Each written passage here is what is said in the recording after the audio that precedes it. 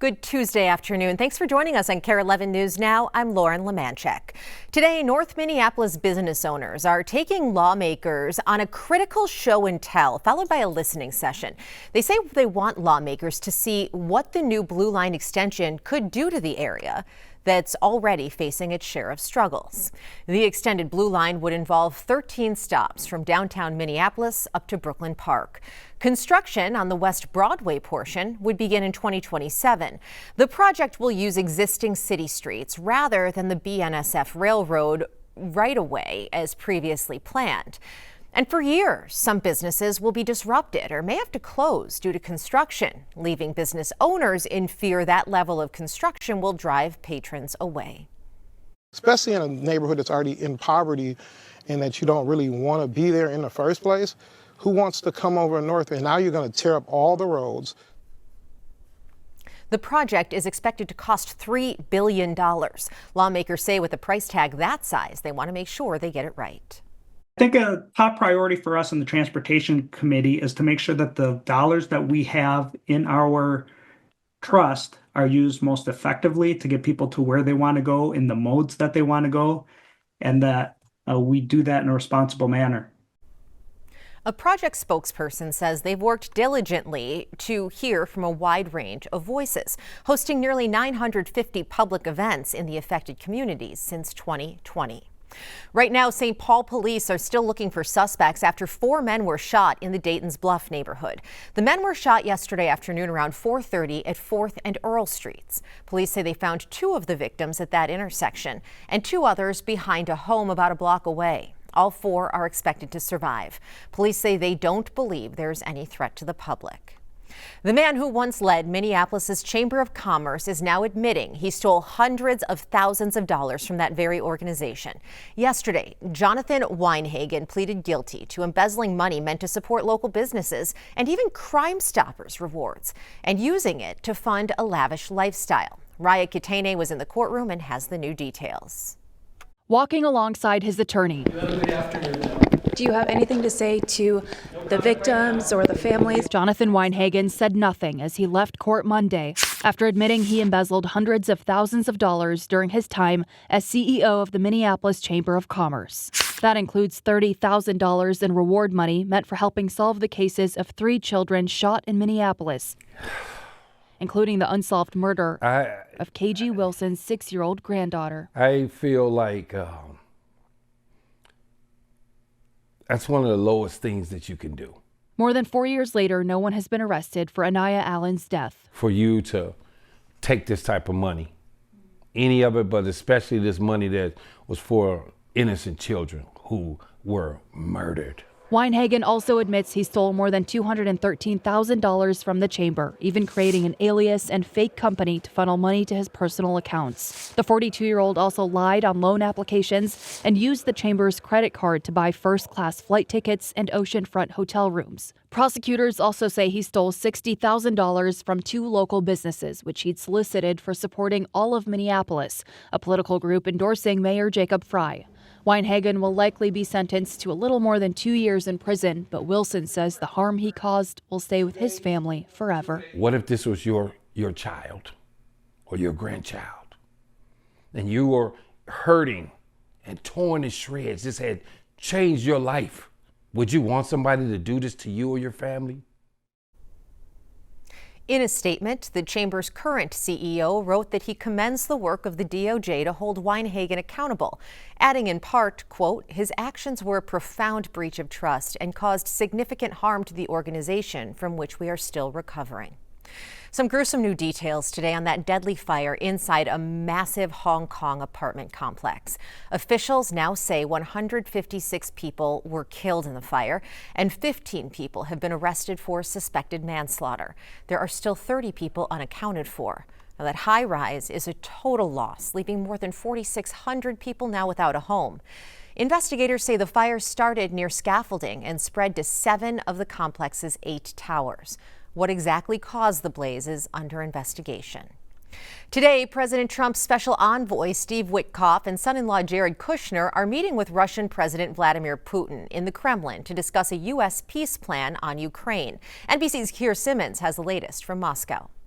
Hey there, good day to you. Well, the US delegation is here in Moscow. The convoy was seen driving past the Kremlin, the Russians confirming that President Trump's son-in-law, Jared Kushner, will join his envoy, Steve Witkoff, in these talks with President Putin.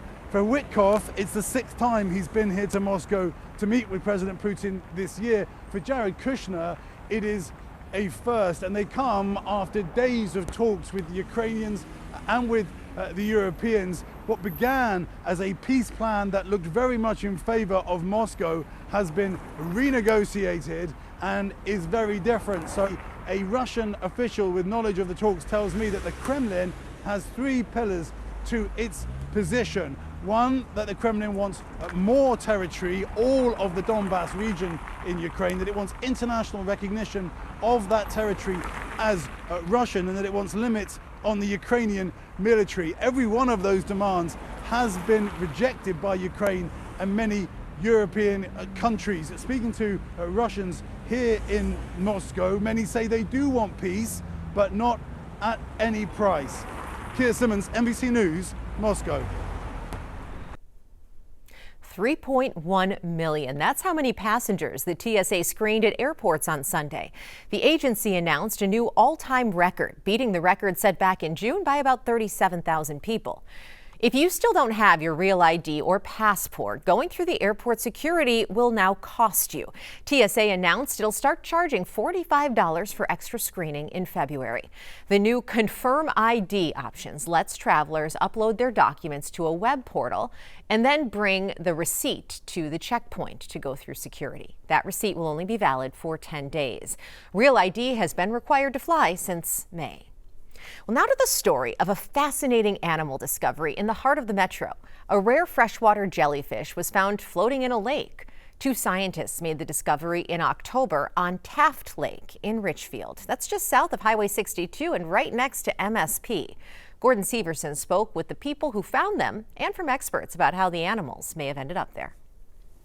Here at Taft Lake in Richfield, there's a sign right by the lake that tells people what kinds of fish they might see in the water nearby. It doesn't say anything about jellyfish, but 2 Minnesotans earlier this fall found some in the middle of the lake. I was very excited to find this specimen. During a routine water quality inspection for the city of Richfield, Kate Lucas noticed something strange in the water. It was just this little translucent blob. She knew right away it was a jellyfish, about the size of a quarter. In her excitement, she yelled to her coworker, Kevin Menken. I was like, oh, I need to get a photo or video or a specimen. The DNR later confirmed it was a rare freshwater jellyfish. I think there's maybe about a dozen records from Minnesota. Don Eaton with the DNR says this is one of them. He says the jellyfish are native to China and likely came to North America attached to aquatic plants. As tiny polyps, Eaton says the jellyfish can live underwater for several years, but in their Medusa stage, they only live for about a week or 2, which is why they're rarely seen. Should we be concerned about these jellyfish? In general, no, although we don't know a whole lot about them. Eaton says these jellyfish do have stingers, but they are so small that humans and animals can't feel them. And research suggests the jellyfish aren't harmful to native plants and fish. The jellyfish don't have much of an impact on the lake itself. Besides telling the DNR, Lucas and Menken have shared their discovery with several family members and friends. They were definitely shocked, didn't know that freshwater jellyfish were a thing, especially not in Minnesota. A unique fish story few Minnesotans can tell. Yeah, it was a fascinating find. According to the National Park Service, these freshwater jellyfish have been in North America for quite a while. The earliest sightings date back to the early 1900s, but they are rarely seen here in Minnesota. Gordon Severson, KARE 11 News. It's a big day here at KARE 11, something we look forward to all year long. It's the kickoff of our Toys for Tots drive with the Marines, a way to help make a kid happy this holiday season. And we need your help more than ever. We're asking for new and unopened toys that you can drop off at more than 700 drop boxes out there from Afton to Wyoming, Minnesota. And that includes our KARE 11 studios here in Golden Valley at the corner of Highway 55 and General Mills Boulevard. The Marines are here today to take your donations, and they're going to be be here every day through the 18th, 8 a.m. to 8 p.m. We got a look inside the Marines warehouse. You can see they've already collected several thousand toy donations, and now they're just waiting to be sorted. Monetary donations, they've also helped them buy 20,000 additional toys, and those numbers will continue to go up. These gifts will meet a surge in demand that's expected this season. You can tell that in part by the 20 nonprofits that have signed up to receive these toys for the very first time. And good news for our local organizations. There is still another week before applications close. I think that means just more people are trying to get toys for their kids. So we want to make sure that every single kid has a chance to pick out their toys, or their family, their parents are able to pick out toys for their children. To find out more, go to our website, KARE11.com/toys4tots. It has a link to drop-off sites all throughout the metro, and it also lets you make monetary donations. Stick with us. There's more news and weather coming up after the break.